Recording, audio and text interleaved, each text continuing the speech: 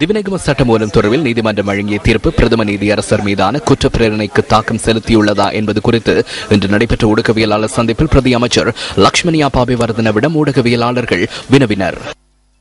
දිවිනැගුම දෙපාර්තමේන්තුවේ අධිකරණය දීපු නියෝග ඔක්කොම අපි ක්‍රියාත්මක කරනවා. திவிநகம திணைக்களத்தில் நீதிமன்றத்தின் தீர்ப்புகள் அவ்வாறே நடைமுறைப்படுத்தப்படும். முதலில் மாகாண சபைகளுக்கு அதனை அனுப்பி வைக்குமாறு நீதிமன்றம் கூறியது. மாகாண சபைகளில் அனுமதியை பெற்றோம். இரண்டாவதாக ஒரு சில விடயங்களுக்காக மக்கள் அபிப்பிராய வாக்கெடுப்பு நடத்தப்பட வேண்டும் என தெரிவிக்கப்பட்டது. மக்கள் அபிப்பிராய வாக்கெடுப்பை நடத்தாமலும் திருத்தங்களை மேற்கொள்ளாமலும் இருப்போம். அந்த விடயங்களை நாம் கைவிட்டு ஏனையவைகளை நடைமுறைப்படுத்துவோம். எனவே திவிநகம திணைக்களம் காரணமாக பிரதம நீதியரசருக்கு எதிராக நடவடிக்கை எடுக்கும் தேவை எமக்குள்ளதா? அவர் மீதான குற்றச்சாட்டுகள் தொடர்பிலேயே பாராளுமன்றத்துக்கு சென்று அவர் பதிலளிக்கிறார். அவர் குற்றமற்றவர் எனின் தெரிவுக்குழு முன்னிலையில் அதனை நிரூபிக்க முடியும். அதனுடன் நமக்கு எந்த தொடர்பும் இல்லை. එතුමියට තියෙන චෝදනාවලට තමයි එතුමිය මේ දැන් පාර්ලිමේන්තුවට කියලා උත්තර දෙන්නේ. එතුමිය නිවැරදි නම් පාර්ලිමේන්තු තේරීම් කාරක සභාවේදී ඒක නිවැරදිතාවය මේව කරන්න පුළුවන්. අපිට ඒක සම්බන්ධයක් නැහැ. இதுவரை பிரதம நீதியரசர் கலாநிதி ஷிராணி பண்டாரநாயக்க மீதான குற்ற பிரேரணையை கண்டித்து வடமாகாணத்தின் 4 மாவட்டங்களைச் சேர்ந்த சட்டத்தரணிகள் இன்று முழு நேர பணி பகிஷ்கரிப்பில் ஈடுபட்டனர். வடமாகாணத்தின் வவுனியா, மன்னார், கிளிநொச்சி, முல்லைத்தீவு ஆகிய 4 மாவட்டங்களையும் சேர்ந்த சட்டத்தரணிகள் இன்று பணி பகிஷ்கரிப்பில் ஈடுபட்டதாக இலங்கை சட்டத்தரணிகள் சங்கத்தின் வட பிராந்திய துணைத் தலைவர் ஜனாதிபதி சட்டத்தரணி சாந்த அபிமானசிங்கம் கூறினார். யாழ் மாவட்ட சட்டத்தரணிகளும் இது தொடர்பில் தீர்மானம் ஒன்றை நிறைவேற்றியுள்ளனர். பிரதம நீதியரசர் மீதான குற்றப்பிரேரணையை நீக்கிக் கொள்வதற்கு பாராளுமன்றம் நடவடிக்கை எடுக்க வேண்டும் என்பதே சட்டத்தரணிகளின் கோரிக்கையாக அமைந்துள்ளதென ஜனாதிபதி சட்டத்தரணி சாந்த அபிமானசிங்கம் மேலும் தெரிவித்துள்ளார். முன்னாள் ராணுவ தளபதி சரத் பொன்சேகா இன்று முற்பகல் தலதா மாளிகைக்கு சென்று வழிபாடுகளில் ஈடுபட்டார்.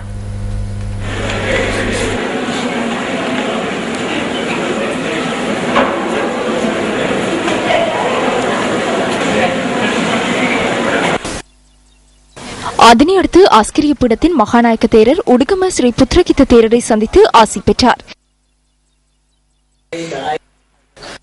இதேவேளை இன்று முற்பகல் கண்டியில் நடைபெற்ற ஊடகவியலாளர் சந்திப்பில் கலந்து கொண்டு உரையாற்றிய சரத் பொன்சேகா ஊடகவியலாளர்களுக்கு இந்த அரசாங்கம் லஞ்சம் கொடுக்க முயற்சிக்கின்றது. லேப்டாப்ஸ்களை வழங்கி அவர்களை மௌனிக்க செய்வதற்கு முயற்சிக்கின்றனர். எனவே இதில் சிக்கிக் கொள்ள வேண்டாம். இது மிகவும் கவலைக்குரிய விடயமாகும். ஊடகவியலாளர்களுக்காக நாம் எவ்வேளையிலும் முன்னிற்கின்றோம். அவர்களின் பாதுகாப்புக்காக நாம் செயற்படுகின்றோம்.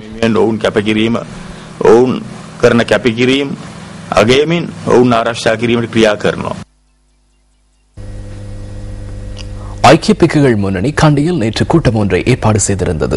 சர்வாதிகார நிறைவேற்ற அதிகாரத்தை தோற்கடிப்போம் மற்றும் குற்றப்பிரேரணையை எதிர்ப்போம் என்ற துணைப்பொருளில் இந்த கூட்டம் ஏற்பாடு செய்யப்பட்டிருந்தது. தேரர்கள், அரசியல்வாதிகள் உள்ளிட்ட பலர் இதில் கலந்து கொண்டனர். இது தொடர்பிலான மேலதிக தகவல்களை எமது அடுத்த பிரதான செய்திகளில் எதிர்பாருங்கள்.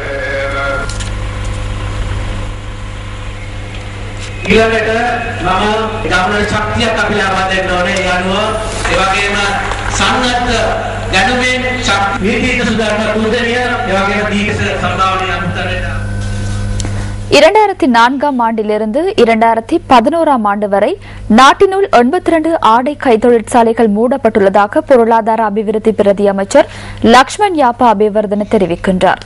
எனினும் ஆடை ஏற்றுமதி வருமானம் வீழ்ச்சியடையவில்லை என அவர் சுட்டிக்காட்டினார்.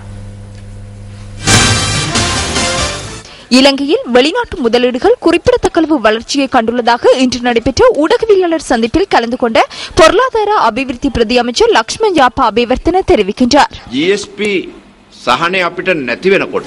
ஜிஎஸ்பி நிவாரணம் எமக்கு இல்லாமல் போகின்ற சந்தர்ப்பத்தில் இந்த ஆடை கைத்தொழில் துறை வீழ்ச்சியடையும் என கூறினர். எனினும் நாட்டில் ஆடை கைத்தொழில் துறை வீழ்ச்சியடையவில்லை. பியகம மற்றும் கட்டுநாயக்க பேட்டைகளில் தற்போது 21,000 தொழில் வாய்ப்புகள் காணப்படுகின்றன. தேவை ஏற்படும் சந்தர்ப்பத்தில் ஊழியர்கள் எம்வசம் வருவதில்லை. ஏனைய விடயங்களுக்கு செல்வதே இதற்கான காரணமாக அமைகின்றது. கொரியாவுக்கு செல்ல ஆரம்பித்துள்ளனர், இத்தாலிக்கு செல்ல ஆரம்பித்துள்ளனர். அதனை போன்று பட்டதாரிகளின் பிரச்சனைகள் நிவர்த்தி செய்யப்பட்டுள்ளன. ஆடைக்கை தொழிற்சாலைகள் மூடப்பட்டு வருவதாக முன்வைக்கப்படுகின்ற குற்றச்சாட்டுகளுக்கு பதிலளித்த அமைச்சர் 2004ஆம் ஆண்டில் இலங்கை முதலீட்டு சபையின் 511 நிறுவனங்கள் காணப்பட்டன. 2011ஆம் ஆண்டு 429 கைத்தொழில் நிறுவனங்களே உள்ளன. பிரேமதாஸ் அவர்கள் ஸ்தாபித்த நிறுவனங்களும் மூடப்பட்டுள்ளன. நிர்வாக ரீதியான காரணங்களை அடுத்து அவை மூடப்பட்டுள்ளன. 2004 ஆண்டு 2700 மில்லியன் அமெரிக்க டாலர்களே இலங்கைக்கு கிடைத்த வருமானமாகும்.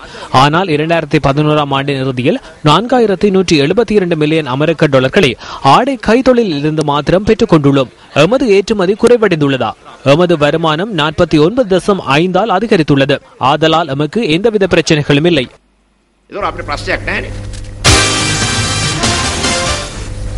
நாட்டு மக்களுக்கு அரசாங்கம் உண்மையை மறைக்கக்கூடாது என ஐக்கிய தேசிய கட்சியின் பிரதி தலைவர் சஜித் பிரேமதாச தெரிவிக்கின்றார். இன்று நடைபெற்ற ஊடகவியலாளர் சந்திப்பு ஒன்றின் போதே அவர் இதனை குறிப்பிட்டார். පහුගිය දවසක අපට අහන්නට ලැබුණා தற்போதைய அரசாங்கம் பொருளாதார கொலையாளிகளை பழிவாங்கியுள்ளதாக அரசாங்கத்தின் அமைச்சர் ஒருவர் அண்மையில் கூறியிருந்தார். பொருளாதார கொலையாளிகள் புரியும் அழிவுகளை அமைச்சரவை ஏன் பார்த்து கொண்டிருக்கின்றது? ஏன் பொருளாதார கொலையாளிகளுக்கு சந்தர்ப்பம் வழங்க வேண்டும்? நீங்களும் அமைச்சரவையின் அமைச்சர்களாக இருந்து கொண்டு பொருளாதார கொலையாளிகளின் பங்காளர்களாக செயற்படுகின்றீர்களா என வினவ வேண்டியுள்ளது. ஒவ்வொருவரும் தமது பதவிகளை தக்க வைத்துக் கொள்வதற்கு ஒவ்வொரு விடயங்களை கூறுகின்றனர். மக்களுக்கான உரிமைகளை நிறைவேற்ற முடியாவிடின் அந்த பொறுப்பை எம்பசம் வழங்குங்கள். வரலாற்றில் முன்னரை போன்று தற்போதும் காட்டிக் கொடுப்பவர்கள் உள்ளதாக கலாசார அமைச்சர் டிபி ஏகநாயக்க தெரிவிக்கின்றார்.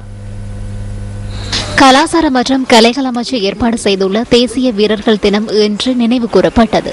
தேசிய நூதன சாலை கேட்போர் கூடத்தில் இந்த வைபவம் நடைபெற்றது. அரசாங்கத்தின் கீழ் இருப்பதற்கு அனைவரும் ஆசைப்படுகின்றனர். ஒருமைப்பாடு எனும் வசனத்தை பயன்படுத்தி டாலர் மற்றும் டொய்ஸ் மார்க் என்பவற்றுக்கும் பதவிகளுக்காகவும் காட்டிக் கொடுப்பவர்கள் வரலாற்றில் இடம் பிடித்துள்ளனர். அவ்வாறானவர்கள் இன்றும் உள்ளனர். ඩොලර් වෙනුවෙන් ඩොයිස් මාක් වෙනුවෙන් පවුන් වෙනුවෙන් තනතුරු තාන්න තාන්නමාන වෙනුවෙන් අදත් එම ඉතිහාසයේ පාවා දුන්න අය ඉන්නවා. பத்திரிகைகளில் வெளியான கேலி சித்திரங்களிலிருந்து நாம் தெரிவு செய்த கேலி சித்திரம் அடுத்து.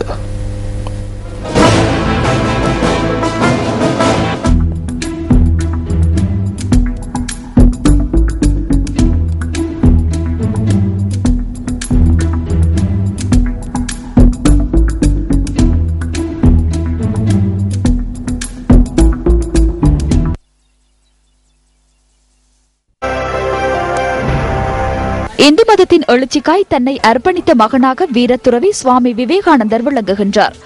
சுவாமி விவேகானந்தரின் 150வது ஜனன தினத்தினை முன்னிட்டு கடந்த சில மாதங்களாக நாட்டின் பல்வேறு பகுதிகளிலும் விசேட ஊர்வலங்கள் ஏற்பாடு செய்யப்பட்டிருந்தன. அதன் ஒரு கட்டமாக கண்டி நகரிலும் நேற்று ஊர்வலம் ஒன்று நடைபெற்றது.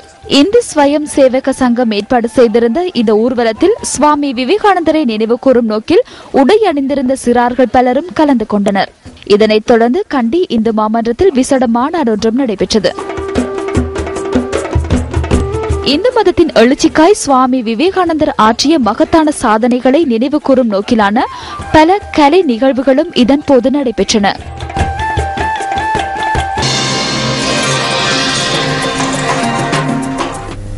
அடுத்த விளையாட்டுச் செய்திகள். நியூசிலாந்துக்கு எதிரான இரண்டாவது டெஸ்ட் கிரிக்கெட் போட்டியில் 363 ஓட்டங்களை வெற்றி இலக்காக கொண்டு இரண்டாம் இன்னிங்ஸில் பதிலளித்தாடும் இலங்கை 4 விக்கெட் இழப்புக்கு 47 ஓட்டங்களை இன்றைய 4ஆம் நாள் ஆட்ட நேர முடிவில் பெற்றிருந்தது. முதல் இன்னிங்ஸில் நியூசிலாந்து 412 ஓட்டங்களையும் இலங்கை 244 ஓட்டங்களையும் பெற்றதோடு நியூசிலாந்து 9 விக்கெட் இழப்புக்கு 194 ஓட்டங்களை பெற்று இரண்டாம் இன்னிங்ஸை நிறுத்திக் கொண்டது. டி சரா ஓவல் மைதானத்தில் நடைபெறும் இந்த போட்டியில் 4ஆம் நாளான இன்று 6 விக்கெட் இழப்பிற்கு 226 ஓட்டங்களுடன் முதல் இன்னிங்ஸை தொடர்ந்த இலங்கை எஞ்சிய 4 விக்கெட்டுகளையும் 19 ஓட்டங்களுக்கு இழந்தது. அதிகபட்சமாக திரான் சமரவீர 76 ஓட்டங்களை பெற்றார். பந்துவீச்சில் டிம் சவுத்தி 5 விக்கெட்டுகளையும் டிரன் பவுல்ட் 4 விக்கெட்டுகளையும் வீழ்த்தினர். 168 ஓட்டங்கள் முன்னிலையுடன் இரண்டாம் இன்னிங்ஸை ஆரம்பித்த நியூசிலாந்து 75 ஓட்டங்களுக்கு முதல் 5 விக்கெட்டுகளையும் இழந்தது. சிறப்பாக துடுப்படுத்தாடிய அணித்தலைவர் ராஸ் டெய்லர் தனது 17வது அரைச்சதத்தை பூர்த்தி செய்து 74 ஓட்டங்களுடன் ஆட்டமிழந்தார். நியூசிலாந்து அணி 9 விக்கெட் இழப்பிற்கு 194 ஓட்டங்களை பெற்றிருந்த போது இரண்டாம் இன்னிங்ஸை நிறுத்துவதாக அறிவித்தது. பந்துவீச்சில் ரங்கனஹேரத் 3 விக்கெட்டுகளையும் நுவன் குலசேகர, சுராஜ் ரந்தீவ் ஆகியோர் தலா 2 விக்கெட்டுகளையும் வீழ்த்தியிருந்தனர். இதன்படி வெற்றி இலக்கான 363 ஓட்டங்களை நோக்கி இரண்டாம் இன்னிங்ஸை ஆரம்பித்த இலங்கை மீண்டும் விக்கெட்டுகளை பறிகொடுத்து தடுமாற்றத்திற்கு உள்ளானது. தரங்க பரணவிதான, திலகரட்ன டில்ஷான், குமார் சங்கக்கார, அணித்தலைவர் மஹில ஜெயவர்தன ஆகியோர் அடுத்தடுத்து ஆட்டமிழக்க இலங்கை 46 ஓட்டங்களுக்கு முதல் 4 விக்கெட்டுகளை இழந்தது. திலான் சமரவீர மற்றும் உபத்தலைவர் அஞ்சலோ மேத்யூஸ் ஆகியோர் தலா ஓர் ஓட்டத்துடன் ஆட்டமிழக்காமல் இருக்க இலங்கை 4 விக்கெட் இழப்பிற்கு 47 ஓட்டங்களை பெற்றிருந்தது. இதற்கமைய கைவசம் 6 விக்கெட்டுகள் உள்ள நிலையில் இலங்கை மேலும் 316 ஓட்டங்களை பெற வேண்டிய கட்டாயத்தில் உள்ளது. இதேவேளை இந்த ஆடுகளத்தில் இன்றைய தினம் மாத்திரம் 17 விக்கெட்டுகள் வீழ்த்தப்பட்டமை குறிப்பிடத்தக்கது. உள்நாட்டுச் செய்தி. மேல் மாகாணத்தின் தென் பிரதேச மார்க்கங்களின் தனியார் பஸ் ஊழியர்கள் இன்று முன்னெடுத்த பணி பகிஷ்கரிப்பை முடிவுக்கு கொண்டு வந்துள்ளனர். 138 ஹைலெவல் வீதி உள்ளிட்ட 125 பஸ் மார்க்கங்களின் தனியார் போக்குவரத்து பஸ் உரிமையாளர்களின் சங்கம் இன்று பணி பகிஷ்கரிப்பை முன்னெடுத்திருந்தது. பாணந்துறை ஊடாக கிரண பகுதியிலிருந்து கொட்டாவி ஊடாக பத்திரமுலை வரை போக்குவரத்தில் ஈடுபடுகின்ற தனியார் பஸ் ஒன்றுக்கு அனுமதி பத்திரம் வழங்கியமைக்கு எதிர்ப்பு தெரிவித்தே இந்த பணி பகிஷ்கரிப்பு முன்னெடுக்கப்பட்டிருந்தது. அத்துடன் மாகாண சபை போக்குவரத்து அமைச்சரான உப்பாலி கொடிகாரவை அந்த பதவியிலிருந்து நீக்குமாறும் அவர்கள் கோரிக்கை விடுத்தனர். இந்த பணி பகிஷ்கரிப்பினால் 138 பஸ் மார்க்கத்தை பயன்படுத்தும் பயணிகளை பெரும் அசௌகரியங்களை எதிர்நோக்கியிருந்தனர். சிடிவி பஸ்களில் பயணிப்பவர்கள் எந்த சந்தர்ப்பத்தில் கீழே விழுவார்கள் என்பது தெரியவில்லை. அந்த அளவிற்கு சன நெரிசல் காணப்பட்டது. விமானம் நடந்து செல்ல முடியாது. நாம் நீண்ட தூரம் பயணிக்க வேண்டும். முச்சக்கர வண்டிகளை பயன்படுத்த முடியாது. அவற்றில் கட்டணம் அதிகம்.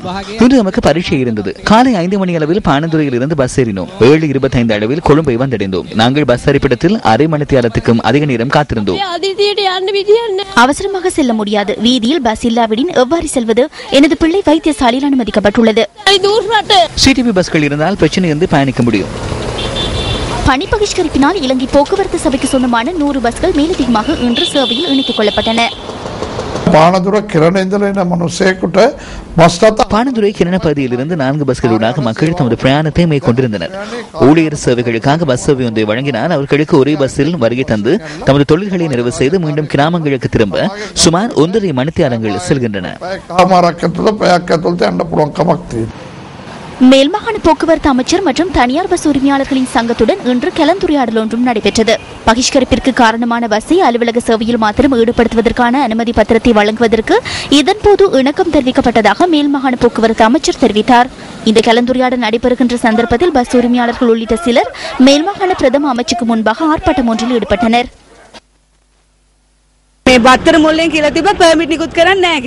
பத்திரமுலவில் அனுமதி பத்திரம் வழங்கப்பட மாட்டாது என கூறினர். ஆனால் 10 லட்சம் பெறுமதியான பஸ் வண்டிக்கு 20 லட்சம் கொடுத்து அனுமதி பத்திரத்தை பெற்றோம். பஸ்ஸை விற்ற நபரை மற்றொரு பஸ்ஸை வாங்கி புதிய அனுமதி பத்திரத்தையும் பெற்றுள்ளார். பஸ் தேவையெனி ஏன் அந்த நபர் பஸ்ஸை எமக்கு விற்றார்?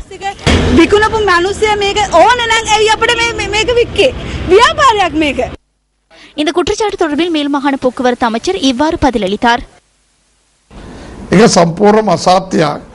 இது பொய்யான விடயமாகும். அவ்வாறு அனுமதி பத்திரங்களை நாம் வழங்க மாட்டோம். நமது அனுமதி பத்திரங்களை இவ்வாறு விற்க முடியாது. இது பஸ் உரிமையாளர்களே அவற்றை பெறுகின்றனர். மீண்டும் அவர்களே குற்றம் சாட்டுகின்றனர். தனியார் பஸ்களின் பகிஷ்கரிப்பினால் ஏற்பட்ட நிலைமை தொடர்பில் நாமும் அவதானித்தோம்.